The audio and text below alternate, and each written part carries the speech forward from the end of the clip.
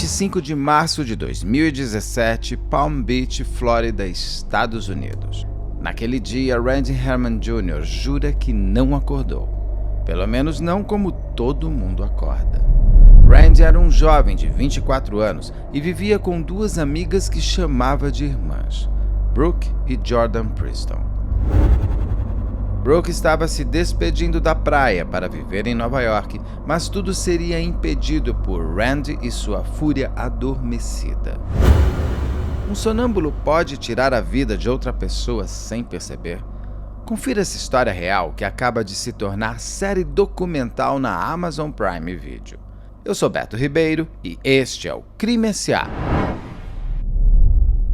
Especial Dica de Séries. Olá, sejamos todos muito bem-vindos. Por favor, não deixe de se inscrever, curtir, compartilhar, ligar sininho, marque nas suas mídias sociais, nos marque nas suas mídias sociais. Assim a gente vai construindo esse canal de True Crime que a gente quer ver. Se puder, seja membro. Se não puder, tá tudo certo. Desde que você venha comigo até o final, assista aos vídeos, indique pros amigos, dê play várias vezes, assista porque quer também, né? Não só porque para ajudar o canal, mas também ajudar tá bom. Hoje eu tô gravando aqui do estúdio essa dica de série porque aquilo que uma vez aconteceu lá atrás, já quando eu fiz a outra série lá da família dos Ruivos, vamos chamar assim, que agora não lembro o nome, tinha marcado uma entrevista, a entrevistada não veio e a gente resolveu montar esse set rápido e aconteceu de novo, porque um raio pode cair duas vezes no mesmo lugar.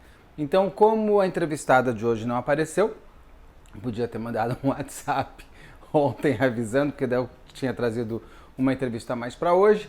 A gente já está aqui fazendo essa dica de série, que é uma série muito interessante da Amazon. Mas olha só, quem está aqui comigo? A Odete, né? Ela não está aqui presencialmente, mas está aqui. Essa é a foto que fica ali do lado, de onde eu gravo ali, onde eu faço as lives e as entrevistas presenciais. O Saulo está aqui hoje, tá bom? Tá certo? Tá certo. Tá, não, porque eu tava com medo de ficar batendo luz. Essa é uma série que traz um assunto que pra mim era um assunto muito da infância, de coisa de meio que brincadeira e também de filme de terror, que são sonâmbulos que matam. Afinal, isso é real? Eu fui assistir essa série a convite de uma amiga minha, da Amanda, que me mandou. Eu falei, deixa eu ver. É uma série, não sei se vão ter várias temporadas, mas nessa primeira temporada tem 2 episódios, você vê assim, rapidinho. E me impressionou, os sonâmbulos que matam. Depois eu fui até pesquisar. Realmente, ao longo da história, são poucos, mas existem. No caso, essa história, esse caso que é tratado nesse documentário, será que o menino é mesmo um sonâmbulo que mata? Esse é um caso que aconteceu em março de 2017, lá em Palm Beach, na Flórida, olha que chique, onde 3 amigos, um menino chamado Rabbi...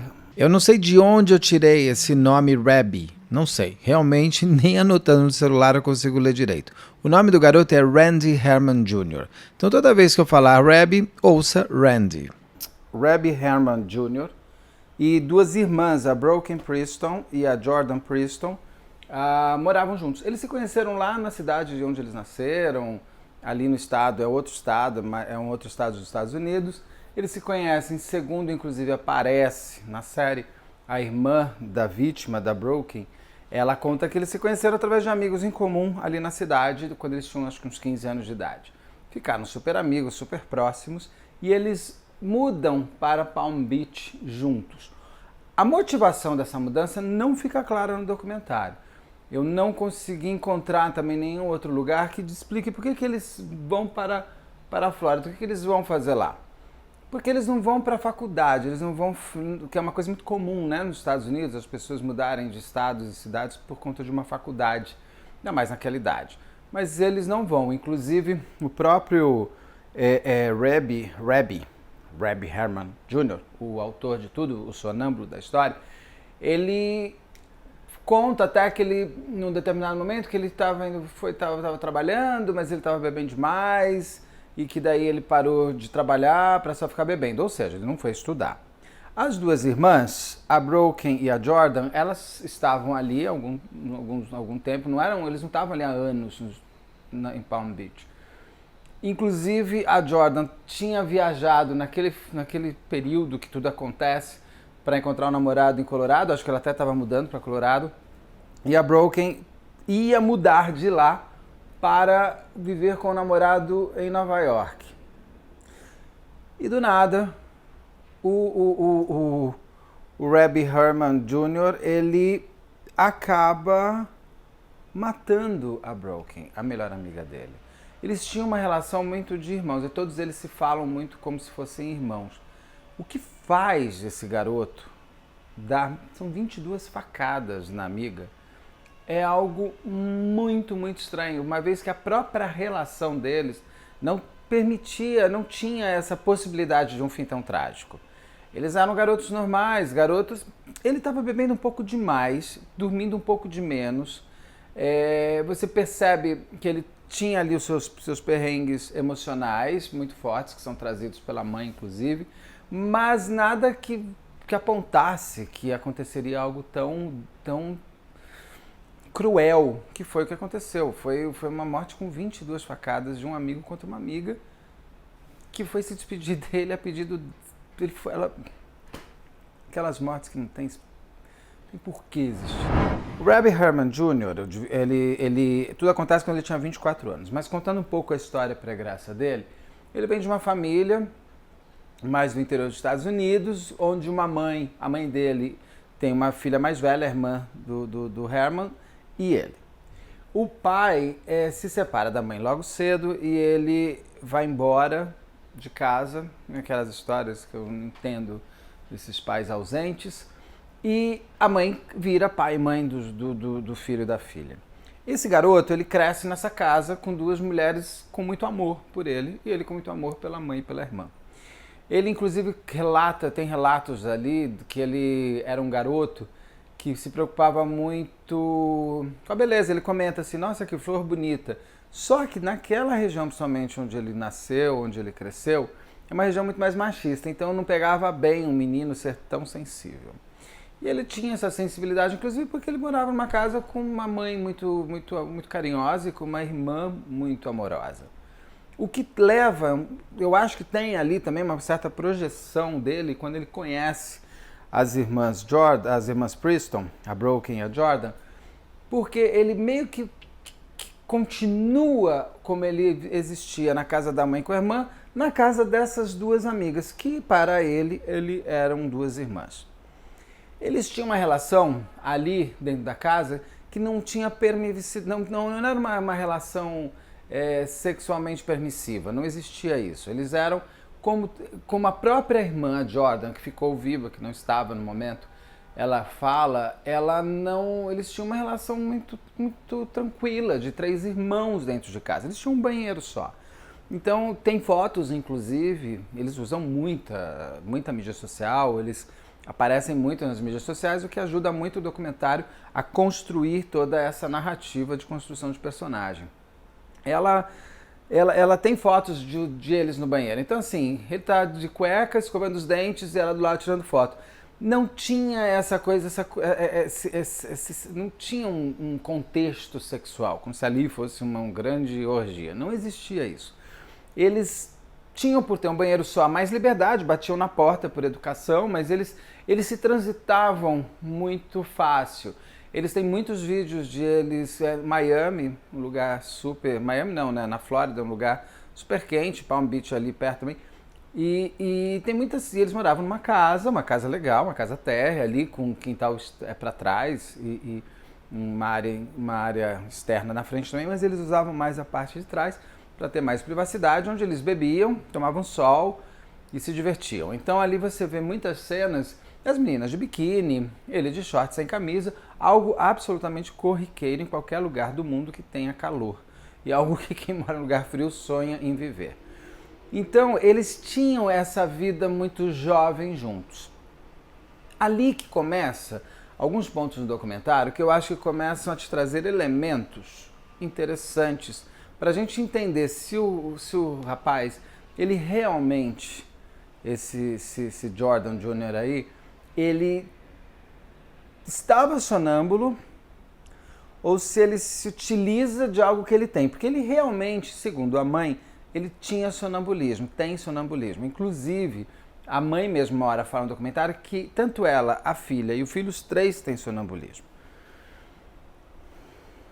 Mas assim, ele como sonâmbulo matou essa amiga com 22 facadas ou ele se usou de um artifício para tentar apagar algo que não foi desejado, mas que acabou acontecendo. Por que eu falo isso? Tem alguns pontos, quando o documentário começa a construir essa possibilidade de o Herman Jr. ser um sonâmbulo e, portanto, ter matado a amiga sem nem saber, que é o seguinte: como é que começa o crime de fato? Eu vou explicar como é que começa o crime. O crime, ele começa com uma ligação desse menino, eu vou chamar de Herman Jr. porque o primeiro nome dele, mas não estou conseguindo falar. Do Herman Jr. é uma ligação desse garoto para a polícia falando que um crime aconteceu e que ele tinha matado uma amiga e que a polícia precisava correr para ajudar essa amiga. A polícia chega, ele está num parque perto da casa dele. A polícia chega, encontra ele ali onde ele disse que estaria, com o carro dele. A polícia encontra o corpo da Broken ali dentro da casa, com alguns elementos estranhos. Por exemplo, ele está coberto, o corpo dela, por uma colcha. Isso é muito comum em crimes onde a vítima e o autor têm uma ligação muito forte, porque seja de pai e filho, ou de amigos, ou de namorado, algo que aconteceu muito no sopetão, que esse autor muitas vezes cobre esse corpo um pouco para quebrar aquela identidade da pessoa que ele conhecia. Né? Você cobre o rosto, você cobre o que você fez por uma pessoa que de alguma maneira você gostava ou amava. Tem ali um sentimento dúbio de ele pôs essa colcha nela para arrastar ela para algum lugar e não conseguiu, porque um corpo morto é muito pesado, ou ele realmente cobriu como muitos autores fazem quando tem uma relação próxima com a vítima. Fica a indubiabilidade, e como ele, o tempo inteiro, o garoto, o Herman Jr., fala que ele não lembra de nada do que aconteceu, que ele não sabe como aconteceu, mas que ele sabe que foi ele, você fica sem o elemento crucial que é de ele explicar. Ele confessa um crime do qual ele disse não lembrar. Ele permanece assim até o final, até o julgamento final, mas fica sempre aquela coisa, ele está fazendo isso buscando um atenuante, de repente até uma forma de sair ileso de um crime. As coisas vão andando. Ele é preso, ele é levado para a delegacia. Na delegacia ele só fica falando, eu não lembro, eu não lembro, eu não lembro, eu não lembro, eu não lembro. Os pais, a mãe e o padrasto da Broken vão para a delegacia e a mãe tem uma síncope de emoção, óbvio, descobrir que a filha que estava mudando para Nova York, e você vê que ela fala da filha em tempo presente e em tempo presente para o futuro. Ela o tempo inteiro está, apesar de ela já saber como a Broken morreu, ela mantém, minha filha está mudando para Nova York para viver com o namorado. Aí ela realiza que não vai ter essa mudança. E ela estava indo naquele dia. Ela estava indo embora. E a mãe fala, mas eles são muito amigos, não é possível que o Herman Jr. fez isso, eles são muito irmãos, eles têm uma relação muito próxima. Você vê que a mulher sofre, a mãe sofre pela perda da filha e sofre também pelo menino que ela via como um filho de alguma maneira. Ela defende de alguma maneira o garoto. Não pode ser, se ele fez... Sabe? Até no julgamento, a irmã da Broken, a Jordan, que está contra o documentário, que está odiando o documentário, que está possessa no seu TikTok lá, metendo pau, falando que não era para ter feito, que elas não consentiram, blá blá blá. Essa irmã, a Jordan, ela é testemunha de defesa do Herman Jr. durante o julgamento. Olha só, então assim, você percebe que existe a tristeza pela morte da Broken, mas existe a angústia em manter uma relação com aquele que matou a sua filha, mas pelo qual você tem um afeto, e você sabe, e você mesmo começa a se utilizar de que não, ele não matou porque quis, algo a mais aconteceu. Só que aí a investigação entra em curso. Ele é preso, chama um advogado, o advogado levanta essa história do sonambulismo, começam a se falar de alguns... Realmente existem crimes de sonambulismo que podem ter acontecido, vou relatar um pouco deles mais pra frente. É levantado e ele se apega nessa história de que o garoto, de repente, sonâmbulo, matou a amiga sem saber que ele não estava sonhando, e sim que aquilo era uma realidade. Em paralelo, começa uma perícia, muito bem realizada, por sinal, onde a perita ela vai ao local e ela percebe o quanto a Broken lutou pela vida. Não é que ele pegou a Broken aqui, deu uma facada e ficou no mesmo local, assim, não. Ele vai atrás dela. Ele relata, tem lapsos que ele relata o seguinte, que a Broken... Tá, eu tava deixando passar, mas eu percebi que eu falei Broken demais. O nome dela não é Broken, o nome dela é Brooke. Então toda vez que você ouvir falar Broken, ouça Brooke. Estaria indo embora para Nova York.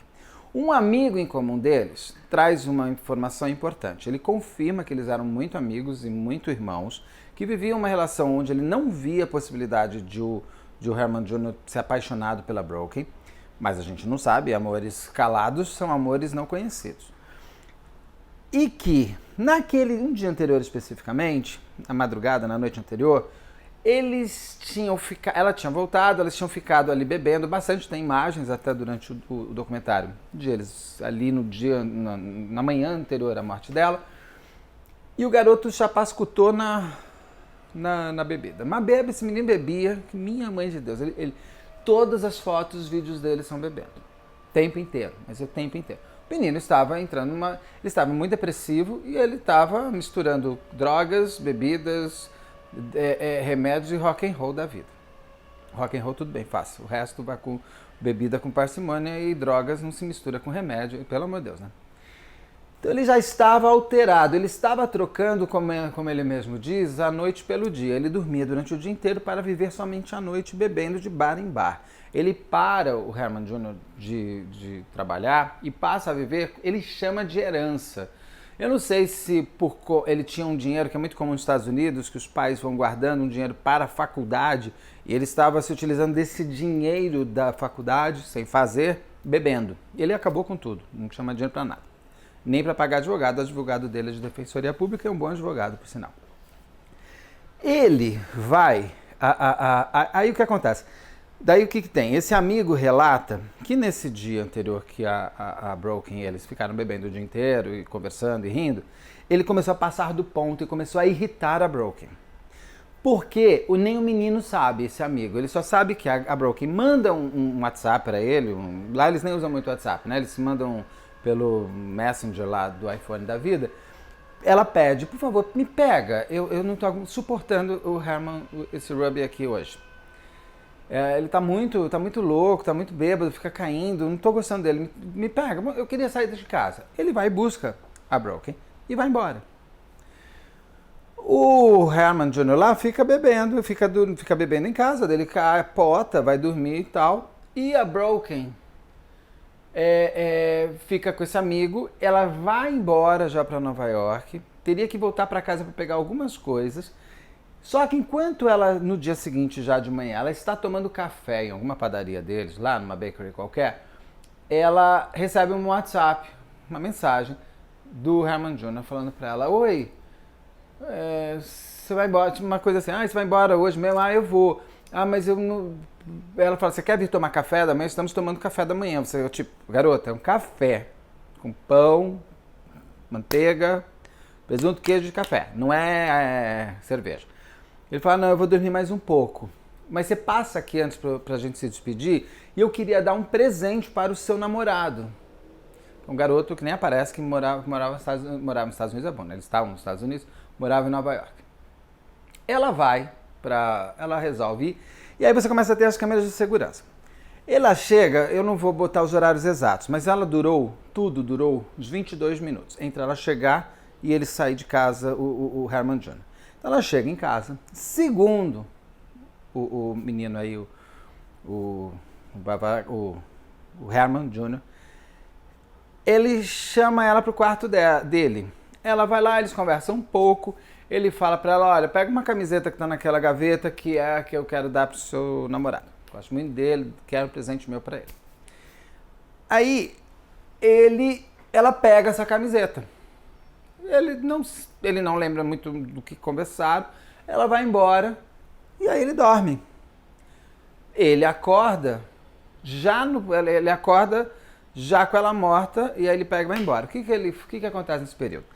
Quando ela já está saindo, ela começa a ser morta pelo corredor. Então significa que ele acorda e vai atrás dela. Não é que ela estava no quarto com ele, como alguns outros crimes de sonambulismo que eu vou trazer aqui aconteceram. Que a pessoa estava dormindo e a pessoa ao seu lado é morta numa atitude imediata de pegar a pessoa que está do lado. Não, o Herman Jr. ele levanta da cama, ele vai atrás dela com uma faca, a lá punhal. Não é um punhal tão forte porque ele cortou a mão, inclusive. Aquele negócio que a Rosângela Monteiro sempre explica que o sangue é viscoso, escorrega e corta a mão. Ele vai atrás dela com uma faca que ele guardava no criado mudo da cama. Algo que, segundo falam no documentário, e é corriqueiro, não é estranho você ter uma faca do lado da sua cama na Flórida. Cada estado dos Estados Unidos é de um jeito. E na Flórida as pessoas andam mais armadas, vamos dizer assim. Então o objeto com o qual ele mata a Broken estava ao seu lado, na gaveta que tinha do lado da cama dele. Aí pegou a faca, ele levanta e sai correndo atrás dela e começa a esfaquear. E ela luta muito pela vida. A perita mostra os pontos de sangue, como que foi a dinâmica, do quanto que ela tinha de marcas de defesa, inclusive. E ele deixa o corpo, cobre ela, com ela viva ainda. Ela morre, ela ainda estaria, não sei se já teria ligado, se a morte já estaria a caminho, mas ele quando vai embora ela ainda está viva, segundo a perita. E aí eu pergunto, ele sai de casa, entra no carro, vai para uma praça, liga para a polícia e diz: eu matei, tá lá na coisa. Tá. Aí eu digo, eu não conheço sonâmbulo, se alguém quiser falar.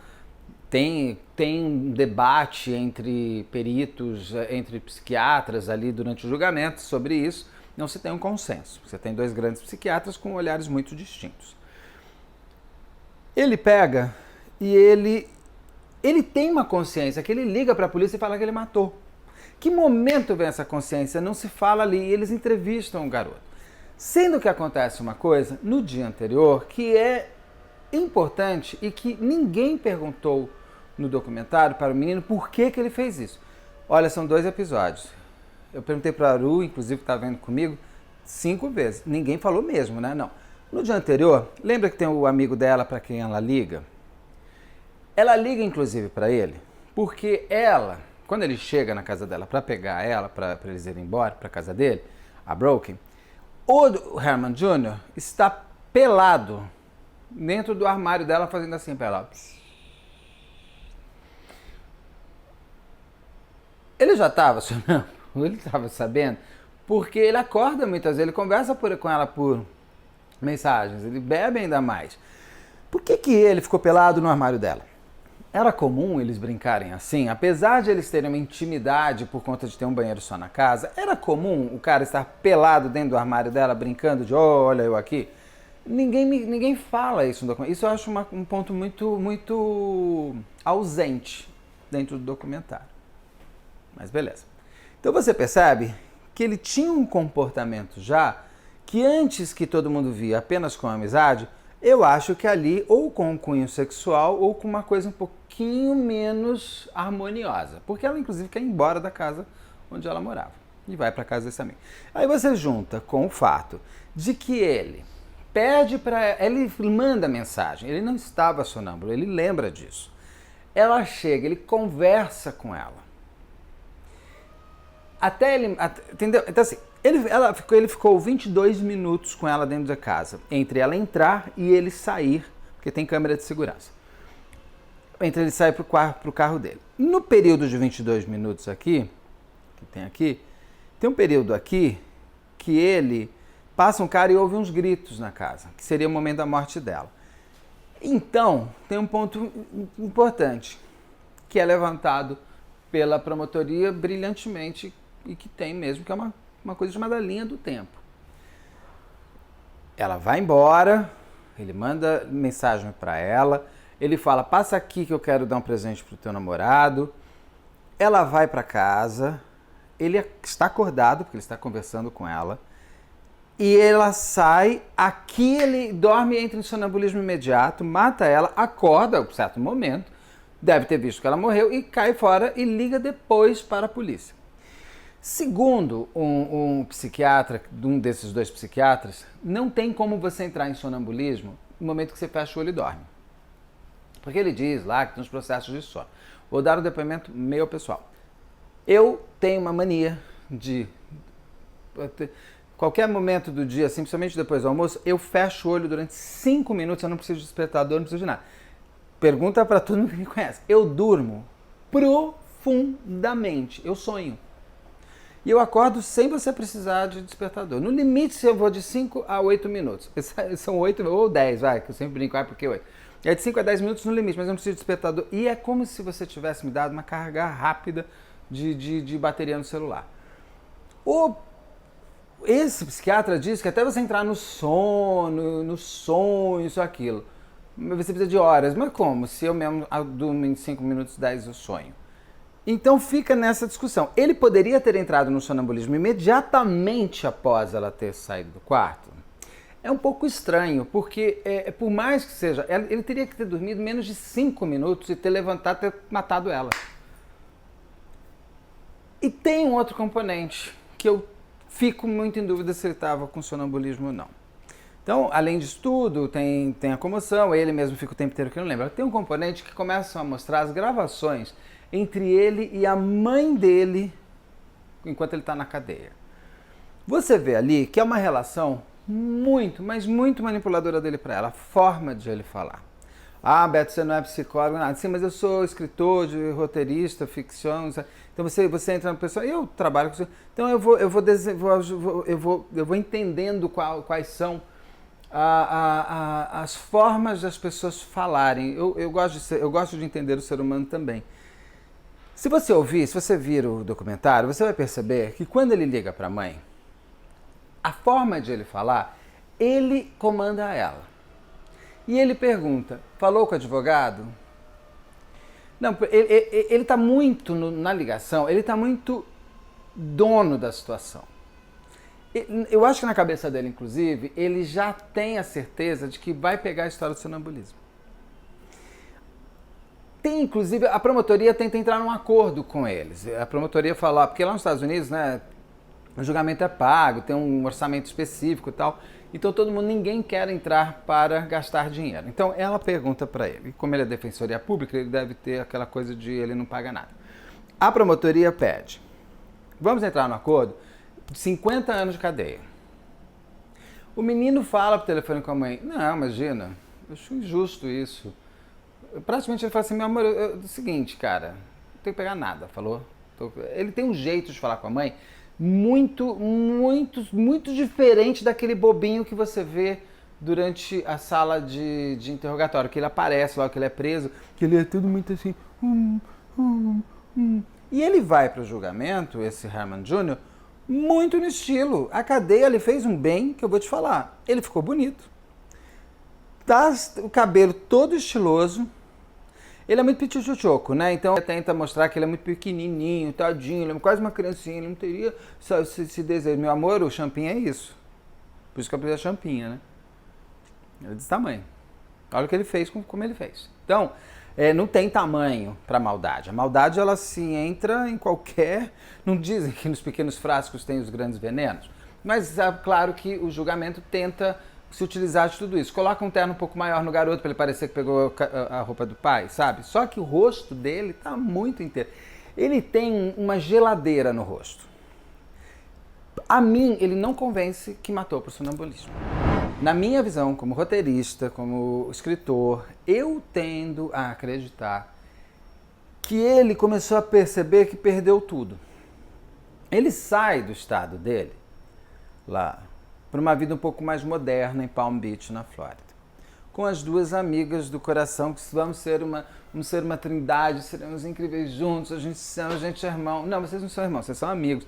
Cuidado muito que essa coisa é meu irmão. Irmão é seu irmão. Se você tem a ausência de afetividade com irmãos, não transfira para amigos, porque não existe... Você pode amar o seu amigo, mas ele não é seu irmão, porque existe uma coisa do sangue nessa hora que fala diferente, né? A La Broken e a Jordan, as duas que moravam juntos com ele. Eu não tenho dúvida que entre a Broken, entre o Herman Jr. e a irmã, ela vai ficar com a irmã. Não é por causa de uma irmandade, é porque é muito diferente. E ele via nas duas essa irmandade que não existe. Elas eram amigas dele, profundo amor, paixão, mas talvez, inclusive pela idade, uma ia para Nova York, outra para Colorado, a gente faz parte da vida, a gente às vezes se afasta. com o advento das redes sociais, esse distanciamento que às vezes a gente tem de amigos, que faz com naturalmente da vida, você está no emprego hoje, você tem um amigo mais próximo por conta do emprego, ou num curso, isso, aquilo, ou seu vizinho. Olha lá a tia Ju com o Bernardo Boldrini, que ela explica, quando eles mudam muito longe, eles perdem a conexão. É natural, isso faz parte da existência humana. Alguns vão ficar mais próximos, outros vão se distanciar. E depois esses se distanciam, voltam. Com a rede social, você ainda consegue manter um conhecimento da vida do seu amigo, mas não necessariamente com a mesma proximidade que você tinha há 6 meses. Tem uma música do Oswaldo Montenegro que ele fala: faça uma lista de grandes amigos. Quem você via e não vê mais hoje. Isso faz parte do mundo, tá tudo certo, é da natureza humana. Eu acho que o Herman Jr. olhou e falou: eu vou perder tudo, porque ele saiu do estado dele, que é um estado mais careta, vai para a Flórida, está vivendo a vida na babesca que ele não tem condições de manter mais, onde ele já gastou todo o dinheiro dele, que seria para uma faculdade da vida, em bebida, em cerveja e naqueles drinks de Miami. As 2 amigas, que seríamos uma santa trindade eterna, não seremos mais, vão embora. Para ele vai sobrar o quê? Ou nada. A casa, eu não sei como ele vai manter, vai ter que ir embora, né? Palm Beach não é um lugar bom na Flórida. Ele vai ter que ir para um lugar um pouco menos bom. Tanto que assim, no dia que a Broken vai embora de casa, que ela vai embora na noite, ele sai e ele vai ver o mar na parte da manhã antes de falar com ela. Tem sinais aí muito, muito claros do medo da solidão e da solitude. Eu não vejo ele como apaixonado pela Broken. Até porque eu não sei se ele não é gay. Agora, o que eu tenho claro para mim ali é que ele não queria ficar sem ela. O que eles conversaram? O que ele e a Broken falaram quando ela foi para casa ver ele? Ele disse que não falou nada, foi amenidade, ele não lembra. Mas qual foi a conversa? Para ele pegar uma faca e correr atrás dela no corredor e matar ela com 22 facadas. É muita facada, é muito tempo. Tem lá um experimento que mostra que você tem sonâmbulos que caem do 2º andar e continuam dormindo, mesmo todos cabafotados. Mas ele tem um momento que ele acorda, porque ele acorda com ela morta e põe o cobertor nela. Seria para tentar levar o corpo para fora e não conseguiu? O que faz ele se entregar? Será que ele maquinou tudo isso? Eu não sei se é um crime premeditado, se é um crime desejado, mas é um crime que acontece no momento onde eu acho que para aquele rapaz ele não teria outra porta de saída, a não ser evitar que a amiga fosse embora da vida dele, porque de alguma maneira ele ficou com ela para sempre, né? Ele foi o último que viu ela, ele foi a última coisa que ela viu na vida. Ele decidiu de alguma maneira que ela não sairia daquela casa. Ela não vai embora para Nova York, ela vai ficar comigo. Eu vejo muito mais nele essa frieza narcísica praticamente, porque ele é muito narcísico. Se você olha bastante as mídias sociais dele que aparecem, ele é muito eu bebendo, eu fazendo, eu sou incrível, eu sou isso, e nem é tudo isso não. E blá blá blá blá. Então ele é muito autocentrado. As ligações que ele faz com a mãe mostram muito como ele domina, ele é o dominador da casa, inclusive com a própria irmã mais nova dele, contando coisas, você vê que ele é que dominava a afetividade, nem a afetividade, mas ele é que dominava a dinâmica da casa da mãe e da irmã. E eu não sei se ele não começou a fazer personagem de menino fofinho, legalzinho, para conseguir ter uma afetividade que ele não tem. Pode ser a carência do pai, pode ser o que quer que seja, mas o fato é, ele diz que matou ela sem saber, mas ele liga para a polícia, ele sai de casa, ele não tenta salvar, ele acorda depois que matou, ele entra em sonambulismo muito rápido, apesar de que eu mesmo me dou um exemplo aqui que eu durmo e acordo muito rápido, mas eu não sou sonâmbulo. Eu não sei se o sonambulismo pode ser tão... Então ele é ausente de provas periciais. Tem casos de sonâmbulos que mataram, mas não é como ele matou. A gente tem casos na história, até aparece um pouco no documentário, Tem uns 5, 6 casos ao longo da história. Tem o mais interessante que teve agora é de um homem na Inglaterra que foi inocentado em 2009 porque matou a mulher durante o momento que eles estavam acampando. E é o Brian Thomas, ele tinha 59 anos e ele matou a mulher Christine de 57. Só que eles estavam numa barraca, olha só como é diferente. Eles foram acampar os dois, eram casados há muito tempo. Ele estava tomando alguns remédios antidepressivos que lhe tiravam o apetite sexual. Eles estavam indo, acho que, para acampar com a mulher para ter tipo uma lua de mel meio roots, assim, vamos para o meio do mato, vamos brincar de alguma coisa. Então ele para de tomar os remédios dele, que estavam dando muito problema de dormir há anos. Parece que ele tinha 50 e poucos anos e há 30 anos ele dormia mal. Inclusive com os médicos confirmando isso. E ele, durante o sono, na barraca, que se você olhar, saiu de tudo, né? Saiu do cotidiano dele, onde ele dormia, dos remédios que ele tomava, acho que os barulhos em volta, o contexto, a própria barraca, né, gente? Você tá numa barraca, deve ser um pouco... Eu não consigo, acampar não é pra mim. Nada contra quem gosta, eu não consigo. Aí ele pega e ele acorda. Ele é sonâmbulo, ele não acorda, ele acorda depois. Bom. Então ele pega o Brian e durante o sono dele, ele sonha como se ele estivesse lutando contra um assaltante, alguma coisa assim. E ele acorda, aí sim, ele acorda com a mulher morta no dia seguinte. E quando ele olha, ele estrangulou a mulher como ele estrangulou o bandido durante o sonho. Ele foi inocentado em 2009, mas ele foi provado que ele realmente não teve controle, foi algo mental de fato, foi algo que assim, não tem o que ele fazer. O sonambulismo dele foi maior. Então esse foi o último caso. A gente tem outros casos históricos, mas eles já são poucos, não são muitos também, né? Em 1845, nos Estados Unidos, teve o Albert Tyrrell, sei lá. Ele também conseguiu provar que ele estava sonâmbulo quando matou a amante dele. Eu acho um pouco estranho. A gente tem que lembrar que 1845 era um tempo um pouquinho diferente, né? O cara queria se livrar da amante e inventava qualquer coisa, a polícia aceitava. Mas, de fato, ele foi inocentado. Tem esse caso aqui, que é do Kenneth Parks, que ele... É muito doido, né? Porque realmente você pode, sonâmbulo, você pode até dirigir. É louco, né? Ele acorda e... Putz, vai até a casa dos sogros a 20 quilômetros, na véspera de um evento familiar que ia ter. Ele mata a sogra, mas foi provado que ele estava sonâmbulo e ele foi inocentado também. Mas no nosso personagem aqui, o Herman Jr., foi diferente. Ele não foi provado que estava com sonambulismo. A irmã da Broken vai e fala o quanto eles eram amigos. Ela conta que ela que mostra, inclusive a Jordan, que mostra essa intimidade que eles tinham dentro de casa. Mas não convence os jurados e ele foi condenado à prisão perpétua, sem direito a condicional.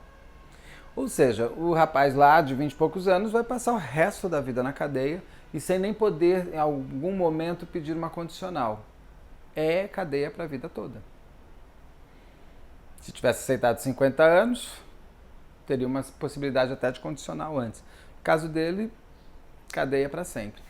Eu não tem nada que dar minhas opiniões, mas eu, se fosse jurado, eu o condenaria. Ele não me convenceu que teve sonambulismo, eu não vejo. O documentário parece que quer te dar um João, será? O documentário que está na Prime Video tem 2 episódios, tá lá escrito primeira temporada, não sei se vão ter outras temporadas ou se... Porque não é possível que tenha tanto sonâmbulo assim, tipo, tem esse senhor, né, da Inglaterra, será que eles vão fazer? Mas dos Estados Unidos, do Herman Jr., ele foi julgado em 2021. Isso aconteceu em 2017, e ele foi julgado em 2021. O documentário, ele é muito bem produzido, ele é um documentário do Hulu, na verdade. A Prime Video tem os direitos, pelo que eu entendi, produção do Hulu e da Pulse. É uma produtora boa aí, que faz bastante coisa. Ele tem um quê de Discovery, o que não é, em momento nenhum, desabono. Um Discovery é Discovery. Só que ele tem, assim, o mesmo fundo para todo mundo. ele tem uma coisa meio quadradinha. Tem uma coisa de arte que eles inventaram, como se fosse uma maquete para mostrar a forma que tudo aconteceu, que é espetacular. Só por isso já valeu tudo. Essa foi uma super ideia. Foi muito bem sacado. Porque não tem aquela coisa de dramatização, que aquilo me dá um pouco de vergonha alheia, né? Aquilo lá nunca me convence. Aí a Discovery faz muito isso. Faz ok. Eu não acho que ninguém faça muito bem essa dramatização. Eu sempre acho que era melhor ficar só na entrevista, mas como a HBO faz. Mas o documentário, ele te leva numa cadência a você ficar um pouquinho mais do lado do Herman Jr. lá. Para acreditar que ele era um sonâmbulo, ele foi julgado e condenado à prisão perpétua. Ele, inclusive, pediu revisão de pena, não foi aceito. E você dá a sensação que você tem aqui, você quer, o documentário quer que você fique com pena dele. Não colou para mim. Para mim, não. Para mim, eu acho que ele realmente matou porque não queria perder a vida que tinha, não queria perder a amiga para ninguém e se viu sozinho demais, sei lá. Mas a produção é muito boa, são dois, eu comecei a assistir assim, né? Porque são 2 episódios de 45 minutos, então é muito bom. Eu acho só que essa parte de entrevistas com o mesmo fundo fica um pouco para trás. A Netflix tem feito fundos de entrevista muito mais interessantes, que eu acho que conversam mais com o tema e te introduzem mais, e te jogam mais para dentro do universo documentário. A HBO também faz isso, e a HBO eu acho ainda implacável também como documentarista. A HBO meu Deus, né? Eu acho que ela tem um histórico de documentários fantástico. A Netflix cresceu bastante bem também. Esse documentário tá lá na Prime Video, é muito bom, assista. E depois me conta, você acha que um sonâmbulo pode ou não pode matar? Você acreditou ou não acreditou nele? Se você chegou até aqui também, se você ainda não, se você viu o documentário, me diz, você acha que ele é sonâmbulo ou não? Se você chegou até aqui, vamos dar né? Vamos fazer uma brincadeira na Maria Braga, vamos falar, acorda menina, acorda, para. Uma pergunta que eu faço, lá na cadeia, ele continua sonâmbulo tentando matar alguém? Ou o sonâmbulo pode só tentar matar uma vez e não mata nunca mais? Não vai ser um serial killer sonâmbulo? Odete não veio pessoalmente, mas ela tá aqui. Aqui, ó, ela bonitinha, minha filhinha. Eu vou ficar até com ela. Então, por favor, não deixe de se inscrever, curtir, compartilhar, ligar o sininho, marque nas suas mídias sociais, nos marque nas suas mídias sociais. Se puder, seja membro. Se não puder, tá tudo certo, desde você tenha chegado até aqui. E tem o making off agora que, sabe que deu alguma coisinha? Na próxima, a Odete vai estar no colo mesmo, né? Tô falando rápido demais? Não, né? Não? Tá, que isso é o Aru que fica me ajudando lá. Às vezes eu ligo a Tata Werneck e sai correndo. Marco 2019. Tá. Junto. Agora tá recando? Eu tava falando, nem tava gravando. Agora eu tô gravando aqui do estúdio mesmo, essa dica de sério, que o Saulo vai entrar no make-off. Olha o Saulo. Ele que é o Saulo que eu falo. A Roberta tá ali quietinha, não quer aparecer aqui. Tá bom? Vou ver como é que ficou. Fica aqui. Tá gravando? Tá gravando. Daí tá vendo que eu pedi pra dar uma panzinha na câmera, pra Odete ficar mais aqui, eu ficar mais pro lado aqui, né? Tá ok aí? Vocês estão vendo como é que faz? A gente tá fazendo rápido, porque eu já contei, acho, não sei se vou contar ou não no começo, mas tinha uma gravação marcada, a moça não veio. Podia ter mandado um WhatsApp ontem, né? Mas tudo bem, a gente aproveita e já faz essa dica de série que eu precisava fazer. Acabei de ver essa série, vi ontem à noite. Estou gravando hoje na terça-feira, vai ao ar na sexta. Eu vi ontem, segunda-feira. São 2 episódios, é assim, né?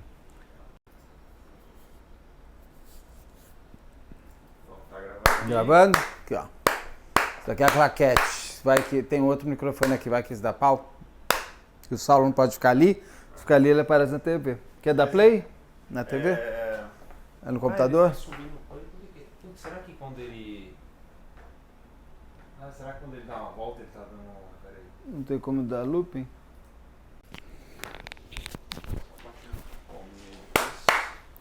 Fazendo claquete sonora. Depois conseguimos, finalmente. Deu certo. A coisinha. Só vai estar aqui. Não sei se vai ter muito make-off, porque o meu make-off ele existe muito porque tem barulho. Aqui não tem barulho. Então vamos lá. Se quiser, a gente faz um barulho aqui. Não, sem barulho não. Fazer rápido. Olha, gente. Eu falei que não tinha barulho, tem. A gente tá aqui na Paulista, tá? Acho que tem um helicóptero na janela, que a gente tá alto pra caramba aqui. Achei que não ia ter making off, mas teve. Tá gostando? Gostou do cenário? Eu gosto de fazer em casa. Porque daí tem a Odete de verdade, né? Não tem só o quadrinho dela aqui. Tem a Odete inteira. Apesar de que ela não vem... A Odete no quadro fica mais comigo do que a Odete de verdade, né? Ó. Um helicóptero grande, viu? Isso daí é pra 10 pessoas, deixa eu ver. Ai, meu filho, vai embora.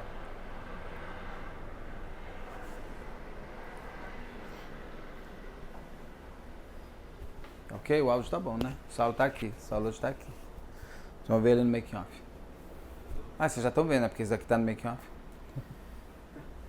Essa parte tá no making off. Eu tenho que parar de fazer. É que eu acabo usando isso daqui assim pra tirar a arte entre a arte. Esses barulhos que eu faço normal assim. Eu uso muito, eu faço assim e daí eu tiro a imagem. O problema é quando não tá na hora de fazer assim, tirar a imagem, eu falo, mas vou tirar porque o assim foi mais rápido que o momento. Bom, então vamos lá. Esse